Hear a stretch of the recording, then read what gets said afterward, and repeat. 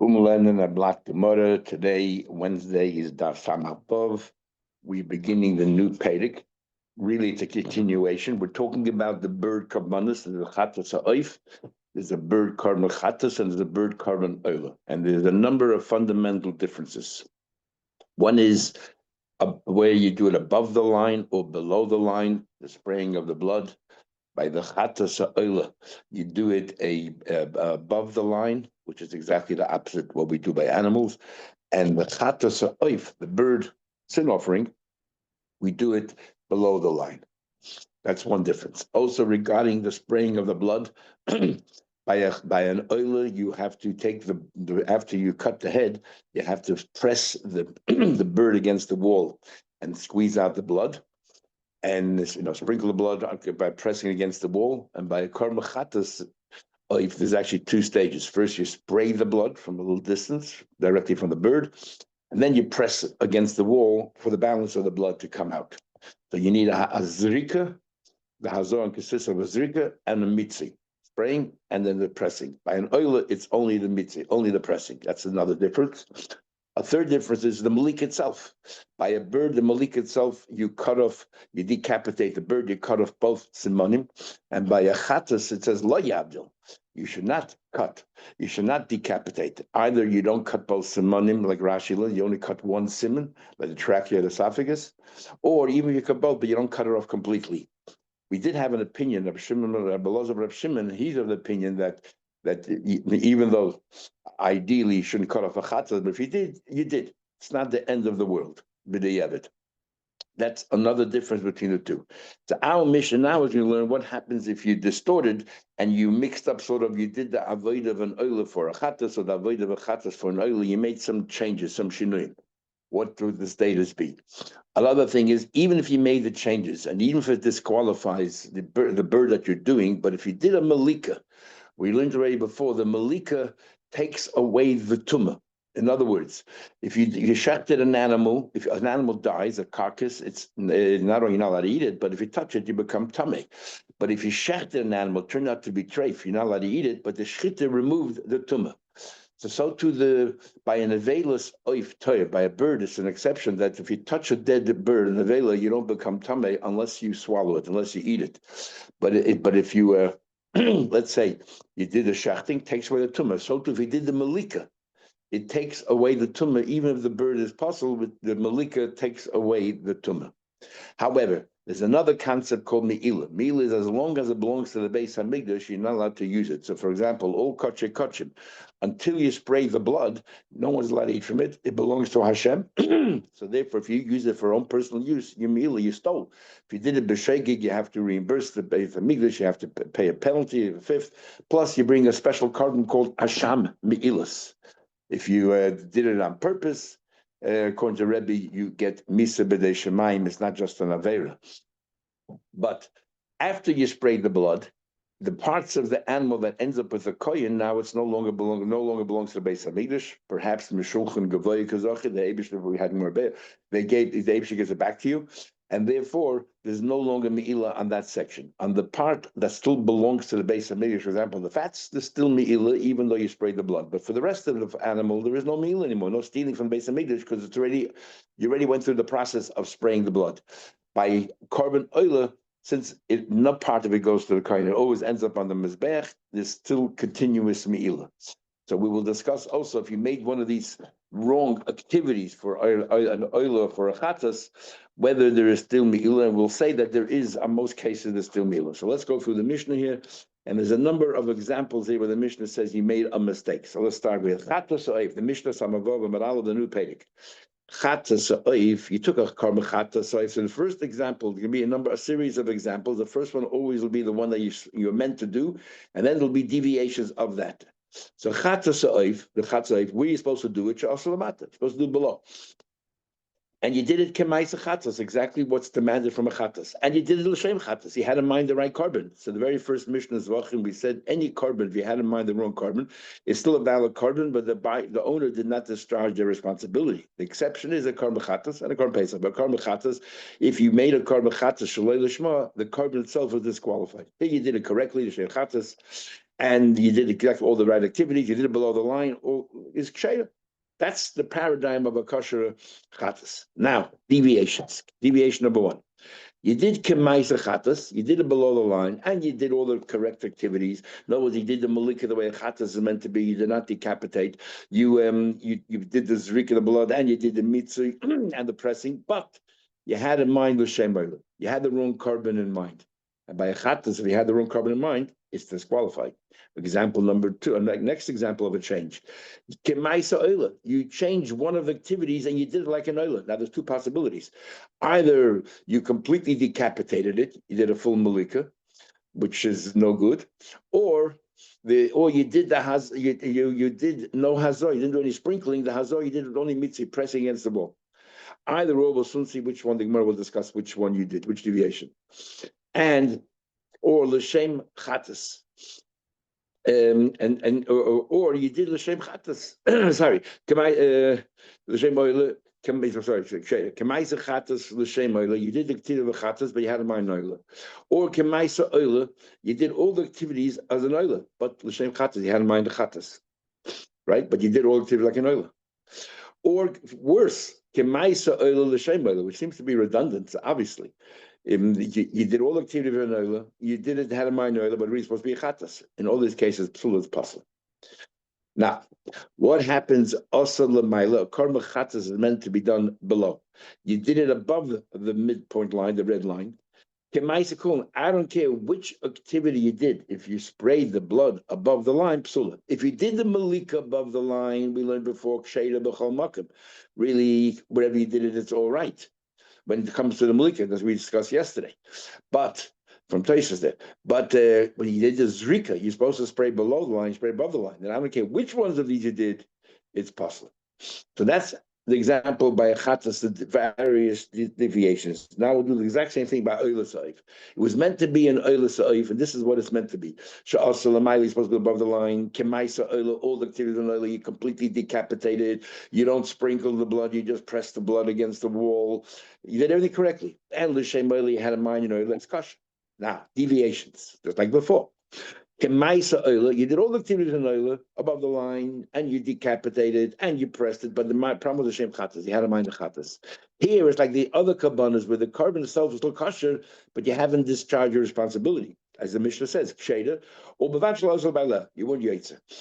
Another example, another deviation is kemaisa chatas. Instead of doing it like an oila chatas. Again, there's two possibilities. Either you changed the malika, or you varied the hazah.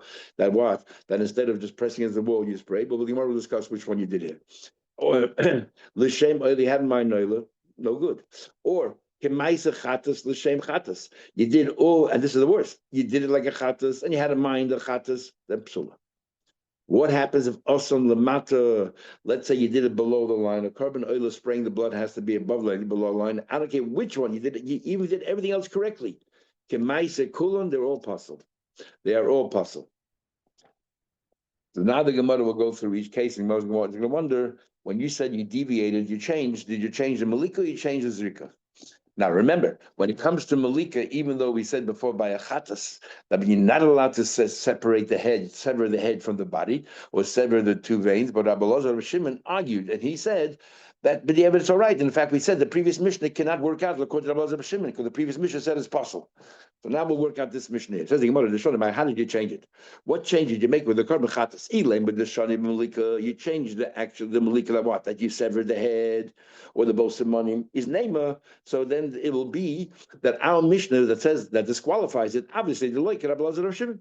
Could Rabbi Elazar of Shimon said, the Ahmad, he said, he learned it a few days ago, he said, Shemaiti, I heard Shemavdilin b'chatasayv. He said that you're allowed, if you separate, it's all right. And let's say, what's the problem? We already said that the previous Mishnah is not Rabbi Elazar of Shimon. Didn't we already establish the like Rabbi Elazar of Shimon? So the Gemara says, Lav Dafka. The truth of the matter is that we can say that this Mishnah will conform with Rabbi Elazar of Shimon, and we're not talking about that you varied the malika, but you varied was the hazah. Instead of barchatas, you're supposed to spray it and then press against the wall. You just press against the wall. The shani bahazah. What you did was you actually changed only the hazah. So there was no spraying, only pressing against the wall. So the Gemara says, in fact, I'll prove it to you. But Tani safe. It says in the end of the Mishnah, it says in the Sefer, Osan Lemaila, if you did this chatas wrong and you did it above the line, is kemaisa kulam psul. It says in the last case, the last example by the chatas, you did it wrong. It says is you did it above the line, and then I don't care what activity you did, it's no good. Now let's think for a second. If we're talking, if it's talking about malika, we learned before that malika, anyway, wherever you did it, it's all right. We learned, just 3 days ago, wherever you did it, it's all right. So what's pshat? It says there, even in the example, you did everything else right. You did it like a chatas, you had a mind of chatas, but you did it above the line, it's possible. But if it's malika, we said before that malika, ksheda b'chol makom, how did you change that part? That you changed the malika. Didn't we learn previously malika b'chol makom, the mizbeach ksheda, anywhere in the mizbeach, it is kosher. So therefore, since this case must be talking about Hazor, and it's all talking about, it's the same half of the Mishnah of talking about Chatas, we did something wrong. So obviously, all the other cases you did wrong, we're talking about Hazor. Elav the Shadi Bazor, you changed by Hazor. So therefore, our Mishnah has nothing to do with Rav Shimon, where he argues regarding Malika. We're not talking about, if you sever the head entirely, if it's still good. We're not talking about Hazor, therefore it conforms with everybody. Says the Gemara, no proof. Maybe the beginning of our Mishnah is actually talking about Malika, that you severed the head and it's disqualified. And our Mishnah does not follow Rabbi Elazar or Shimon like we learned about the previous Mishnah. The next case of the Mishnah is talking about Hazor when it said you did above the line. And what did you do wrong? You sprayed. You did Hazor above the line. You didn't do the spraying. You only did the pressing. What's the big deal? Why can't each case be talking about a different situation? That's where the more thought. If the ending is talking about that case is talking about spraying, so to the beginning. Who said? Each one is different. Who said maybe each one is different? Okay, next part of the Mishnah talks about the same thing. Talks about the oilas meant to be above the line. You meant to sever the head. You meant to no spraying. You're supposed to press against the wall, and so on. Then Mishnah gives all the variations. It gives the ideal case, which is above the line, all that, and then the rest of the variations. Let's focus on the variations. The shani b'mai. What exactly did you do? If we're talking about again, you changed the malika on oil, you're supposed to sever the head, but you did it like a chatas that you only severed one of the samani, one of the sides, the trachea or the esophagus. It can't be. Why not? Because the next Mishnah says that if you did this thing, even though it's disqualified, you removed the tumah. You removed the tumah. Now, it says in the Sefer, Kulan ein metame beis maliyah. Remember, by a bird, the only time it becomes tummy is once you eat it, not when you touch it. But if you did a malika, it's no longer metame bebeis maliyah. The malika achieves that you took away, even though you didn't do it correctly, whatever it is, it takes away, even though the bird is still not kosher, it takes away the what do you call it? The tumah. But then it says, umoyelin behem. But you continue to be over the Mila because you didn't do it right. You weren't matter it yet. You didn't do the stage like by an animal. The final stage is Rika. You didn't do the final stage, so therefore you're still stealing for the Beis Hamikdash. Now, l'chayda, if we're talking about you did Malika, name of the Loike Rabbi Shua. If you did Malika, must be it's not like Rabbi Shua. What do you mean? Rabbi Shua we'll see in the next Mishnah. He holds that if you took an oiler bird and you did the Malika like a chatos bird. He'll say later on, if you did the malika like a chatas bird, even though in other cases I agree with you, you're still stealing because you didn't do something right, but here you're not stealing anymore. Why? Because it takes on the identity of a chatas. And as far as the chatas is concerned, this malika is good enough. So you're no longer moil, you're no longer stealing. So if we're talking about that you did the malika like a chatas bird, no, if you did the malika on the oiler bird like an oiler bird, and then you did something wrong with the hazor, that's a problem. Because it was an oiler bird, you established that's an oiler bird, and you did the wrong spraying. So then, it's a problem, as we'll see. And you're still considered stealing. But if you, from the very onset, instead of doing the malika like an oiler bird, you took this oiler bird, and by mistake, you did the malika like a chatas bird, what you did was you transformed this bird from an oiler into a chatas. So now it is a chatas bird. And as far as a chatas bird is concerned, you already did the first part correctly, as far as chatas bird is concerned, and it was no longer stealing. So how come our Mishnah says, the next Mishnah says that all of the cases in the previous Mishnah, you're still stealing if you did that mistake? So it can't be talking about Malika. Name it like Rabbi Shua. It can't be like Rabbi Shua. And that's a problem because we always like to learn like Rabbi Shua versus Rabbi Lezer because the halach is not like Rabbi Lezer. Rabbi Lezer, the Shamutihi.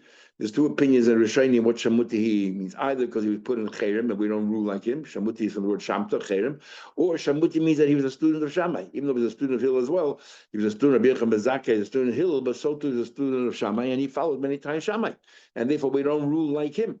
So name it the like Rabbi Shua, and that's a problem. Because he can Rabbi Shua, why not? Rabbi Shua? Because if we're talking about that you did a mistake in the Malika, then according to Rabbi Shua, what you just did was you turned it into a chattas. If you turn it into a chattas, there's no longer stealing. So how can the Mishnah says that you're still moiling, but you're still stealing? How about he says ain't moiling? You no longer consider stealing, even though you made a mistake, because if you did a mistake in the Malika, you changed the bird from an oil into a chattas. And as far as a chattas is concerned, since now you did the Malika correctly, it's no longer moil, no longer stealing.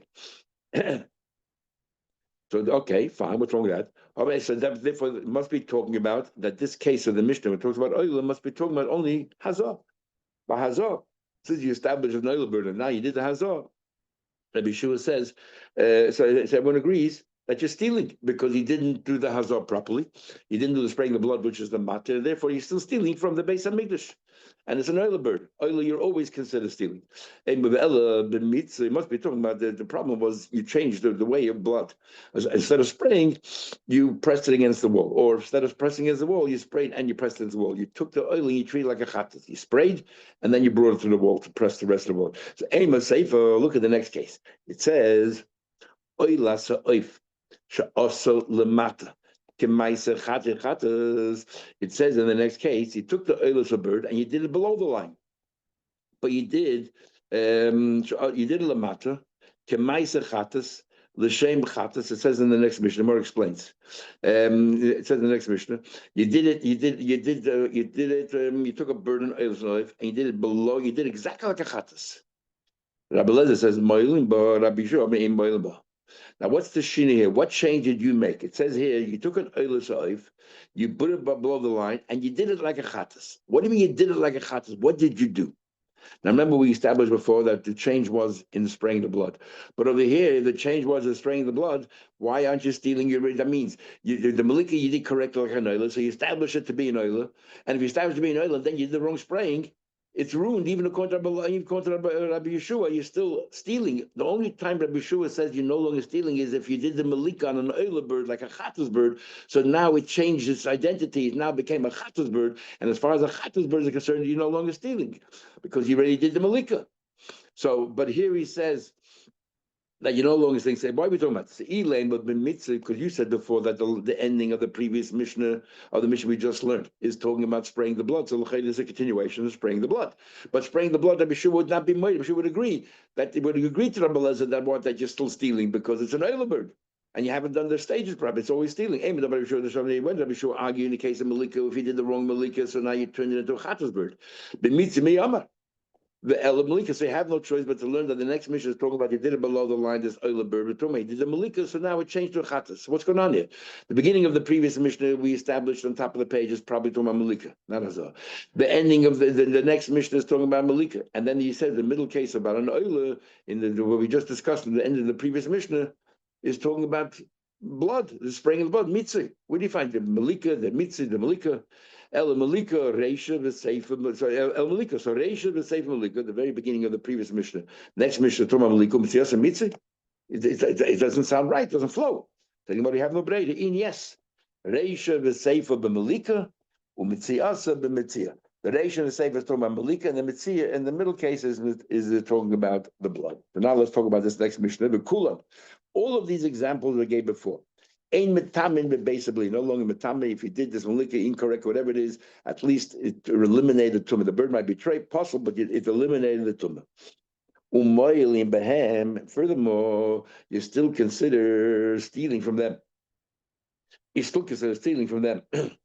Because since it's possible, you didn't do the right thing. So there's no time that it's mutter to the kohenim. Remember, when you're no longer stealing, when it's taken out of the shus of the hegdish and it's given over to the shus of the kohenim. There's no time. There was no heter because it's disqualified. So therefore, it's still mila. The only exception is chata sa'oif. A chata sa'oif. To also lemata, you did it correctly lemata.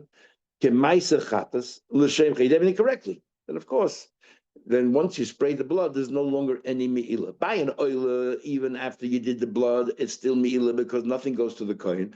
It doesn't get transferred to the kohen. It goes to the mizbech. The entire bird goes to the mizbech, and therefore it's still eibishtis. So you're still stealing. But by achatosayif, once you spray the blood, the meat of the bird goes to the kohenim. So therefore, there's no longer any me'ila. Oila sa'if. When it comes to the oila sa'if, she'aso lamata, if you did the oila sa'if wrong, you did it below the line. Kemaisa chatas, l'shem chatas. So of course, again, as far as Malika is concerned, there's no longer any tumah, and as far as meila is concerned, there's still meila. But what happens in the following case? It was an oila bird, but you did it below the line, but you did everything like a chatas, everything like a chatas. And as we said before, we're talking here about that the malika you did like a chatas, which means you didn't sever its head, and you did it below line, but you didn't sever its head.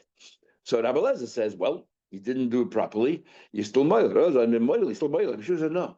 You change it from an oil to a chatas because you did the malika like a chatas. It becomes now a chatas, and as far as a chatas is concerned, you're no longer any more moil once you did the blood.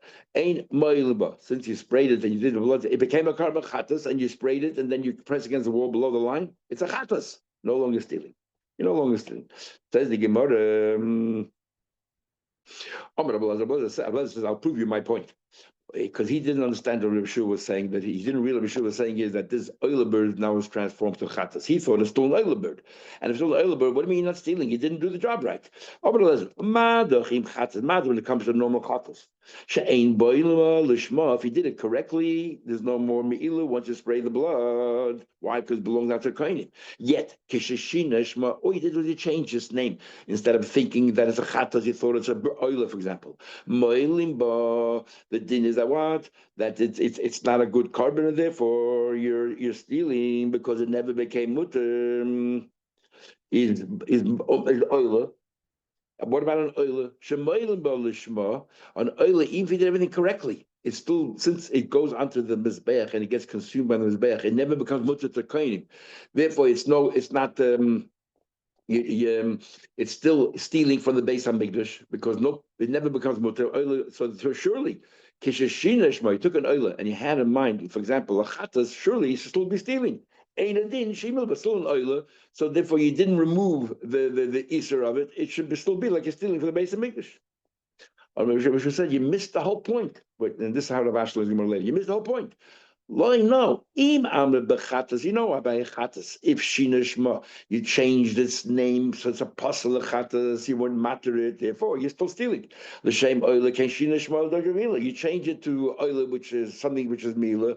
So you haven't been matter the chatas, and therefore it's still the ebishes, and you're stealing. Oh, but talk about an oila. An oila. If you change your name to a chatas, so now it became a chatas.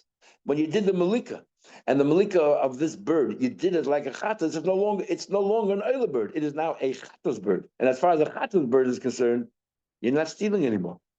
That's Rabbi Shua's point.